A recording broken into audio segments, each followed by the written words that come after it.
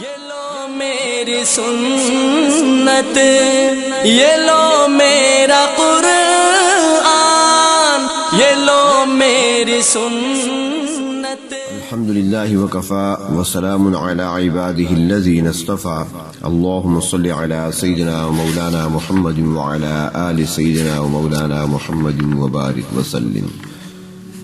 سونے سے قبل کے کام اور کس وقت سونا چاہیے اور کیسے سونا چاہیے۔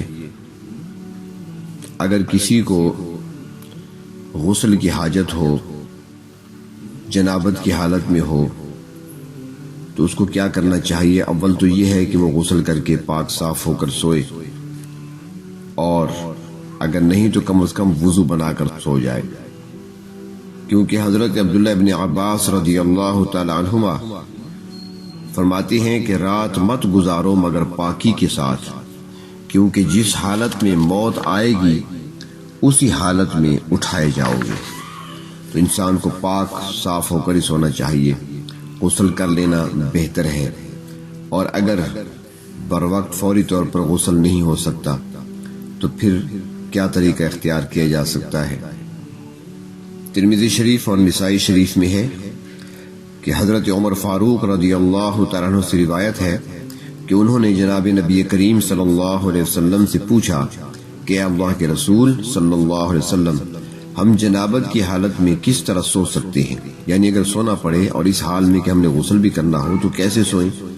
تو آپ صلی اللہ علیہ وسلم نے فرمایا، اپنے مقام پیشاب یعنی پیشاب کے مقامات کو دھو لو، گندگی کو دور کر لو، اور نماز کی طرح وضو کر لو، یعنی باوضو ہو کر پھر سو جاؤ۔ اگر رات کو قضاء حاجت کی ضرورت پیش آ جائے اور جانا پڑے تو واپس آ کر پھر کیسے سوئے؟ حضرت ابن عباس رضی اللہ تعالی عنہما سے روایت ہے کہ آپ صلی اللہ علیہ وسلم ایک رات بیدار ہوئے، بیت الخلاء تشریف لے گئے، پھر آپ صلی اللہ علیہ وسلم نے ہاتھ منہ دھویا اور آرام فرمانے لگے۔ یعنی رات کو اگر ضرورت پیش آ جائے بیت الخلاء جانے کی، پاخانہ وغیرہ کرنے کی، تو اس کے بعد ہاتھ منہ وغیرہ دھو کر سونے میں نظافت ہے۔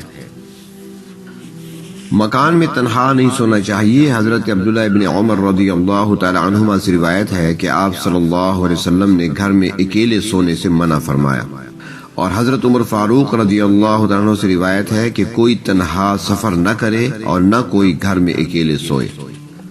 گھر میں اکیلے سونا منع ہے، اس میں بہت ساری مصلحتیں ہیں۔ خدا نخواستہ خوف یا ڈر لاحق ہو گیا، یا اچانک کوئی حادثہ پیش آیا، یا طبیعت خراب ہو جائے تو کون مدد اور کون دیکھ بھال کرے گا؟ اور کچھ بھی نہ ہو تو کم از کم تنہائی کی وحشت تو محسوس ہوگی جو نیند میں خلل کا باعث ہوگا۔ آلودہ ہاتھ ہوں تو دھوئے بغیر سونا منع ہے۔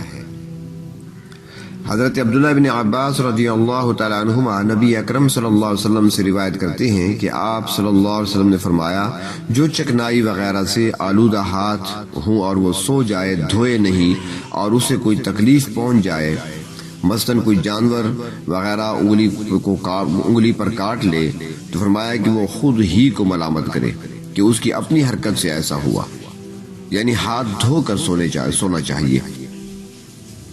حضرت عائشہ رضی اللہ تعالیٰ عنہ سے روایت ہے کہ آپ صلی اللہ علیہ وسلم اندھیرے گھر میں بیٹھتے بھی نہ تھے اس وقت تک کہ اس میں چراغ روشن نہ کر دیا جائے۔ تو اس سے معلوم ہوا کہ ایسے گھر میں نہ سوئے جہاں روشنی کا انتظام نہ ہو سکے، تاکہ رات میں کوئی تکلیف دہ بات پیش آ جائے تو اس کا ازالہ کیا جا سکے۔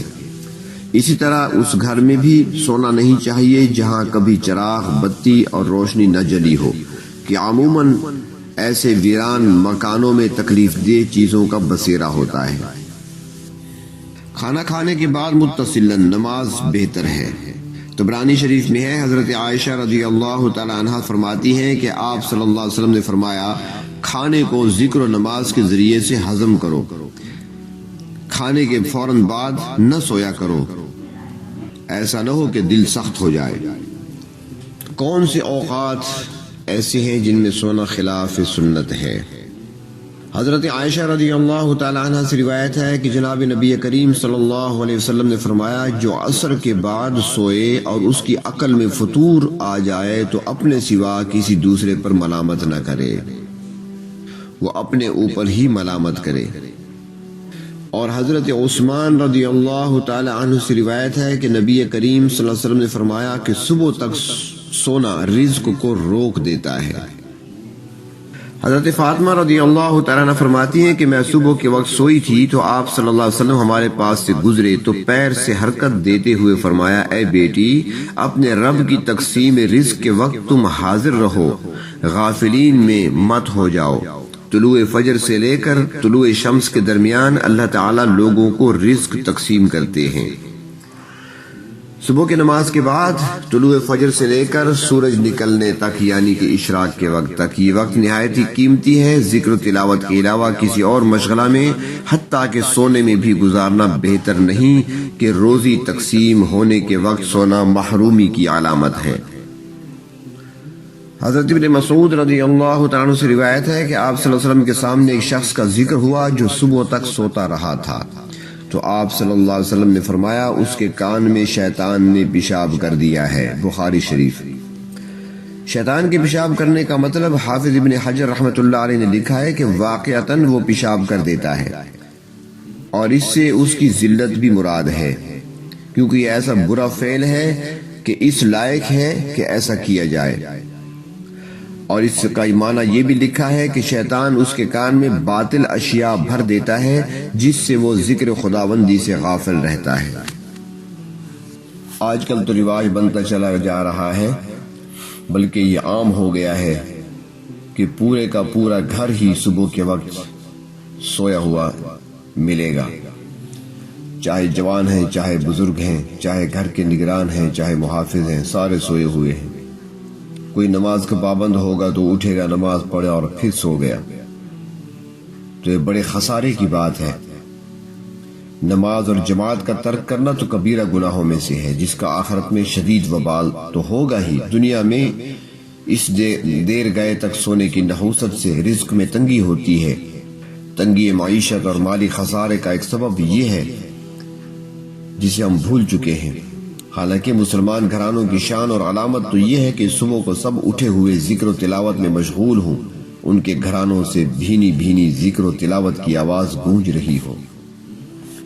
لیکن افسوس در افسوس کہ آج چیز یہ نظر نہیں آتی۔ حضرت جابر رضی اللہ تعالیٰ سے مروی ہے کہ رسول اللہ صلی اللہ علیہ وسلم نے ارشاد فرمایا کہ حضرت سلیمان علیہ السلام کی والدہ نے حضرت سلیمان علیہ السلام سے فرمایا، اے بیٹے، رات کو زیادہ سویا مت کرو، رات میں زیادہ سونا سونے والے کو قیامت میں فقیر بنا کر چھوڑتا ہے، یعنی کچھ حصہ رات کا عبادت خداوندی میں گزار دیا کرو۔ مغرب کے بعد سونا منع ہے۔ حضرت عائشہ رضی اللہ تعالیٰ عنہ سے روایت ہے کہ آپ صلی اللہ علیہ وسلم عشاء سے قبل مغرب کے بعد سونے کو مکروہ سمجھتے تھے۔ مغرب کے بعد سوئے تو عشاء کی جماعت کے فوت ہونے کا اندیشہ رہتا ہے، اس وجہ سے بھی آپ صلی اللہ علیہ وسلم نے منع فرمایا ہے۔ لیکن اگر نیند کا غلبہ ہو یا سفر سے تھکا ماندہ ہو تو پھر اس کے لیے گنجائش ہے، لیکن کسی کو کہہ دے کہ وہ اس کو اٹھا دے۔ حضرت ابن عباس رضی اللہ تعالی عنہما کی ایک حدیث میں ہے کہ میں اپنی خالہ کے پاس ایک رات رہا۔ حضرت میمونہ رضی اللہ تعالی عنہا کو دیکھا کہ انہوں نے آپ صلی اللہ علیہ وسلم کے لیے بستر بچھایا اور بستر کے سرہانے ایک کپڑا رکھ دیا۔ آپ صلی اللہ علیہ وسلم تشریف لائے اور آپ عشاء سے فارغ ہو چکے تھے، بستر پر تشریف لائے، سرہانے رکھے کپڑے کی لنگی بنا لی یعنی تہبند بنا لیا، اور جو پہلے سے پہنے ہوئے کپڑے تھے ان کو اتار کر لٹکا دیا۔ تو اس سے معلوم ہوا کہ نماز کے کپڑے سونے کے کپڑے کے علاوہ رکھے جائیں تاکہ نماز میں طہارت کا اہتمام ہو۔ عشاء کے بعد متصلاً سونا مسنون ہے۔ مسند احمد میں ہے، حضرت عائشہ رضی اللہ تعالیٰ سے روایت ہے کہ آپ صلی اللہ علیہ وسلم عشاء سے قبل نہیں سوئے اور عشاء کے بعد گفتگو نہیں فرماتے تھے، سو جاتے تھے۔ حضرت عائشہ رضی اللہ تعالیٰ فرماتی ہیں کہ آپ صلی اللہ علیہ وسلم شروع رات میں سو جاتے اور آخر رات میں بیدار رہتے یعنی عبادت فرماتے۔ بخاری و مسلم۔ اللہ تبارک و تعالی آپ صلی اللہ علیہ وسلم کہ ہر ادا کو اپنانے کی توفیق نصیب فرمائے۔ یہ لو میری سنت، یہ لو میرا قرآن، یہ لو میری سنت، یہ دکھلائے گی تم کو